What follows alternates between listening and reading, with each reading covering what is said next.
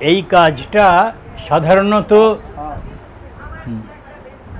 আনুষ্ঠানিক কাজ বলেই গণ্য করা হয়, তবে আমি আজকে খুবই আমার ভালো লেগেছে এখানে,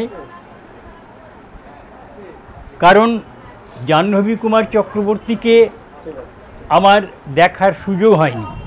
আমি 11 বছর আগে এখানে এসেছি, ওনার বইয়ের নাম শুনেছি, আর দুটো দেবাশিস বাবুর কাছ থেকে সংগ্রহ করে আমি একখানা বই আর একটা লেখা পড়েছি। অরিত্রী যে দুটো উপন্যাসের সুন্দর আলোচনা করলো, সেটার মধ্যে দিয়ে আমি কিছুটা বুঝতে পারলাম তার উপন্যাস রচনার এটা।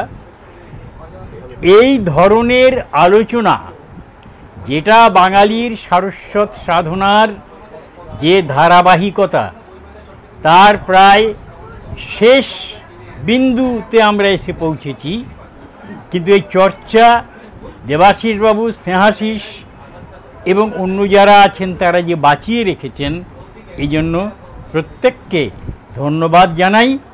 এবং এইটে আমরা যতদিন আমরা জীবিত থাকব এবং এই তরুণ প্রজন্মের এক একজনকে এনে তাদের মধ্যে দিয়ে যাতে ভবিষ্যতে প্রবাহিত হয়, তার চেষ্টাও আমরা করব। এই কথা বলেই প্রত্যেককে ধন্যবাদ জানিয়ে শেষ করছি।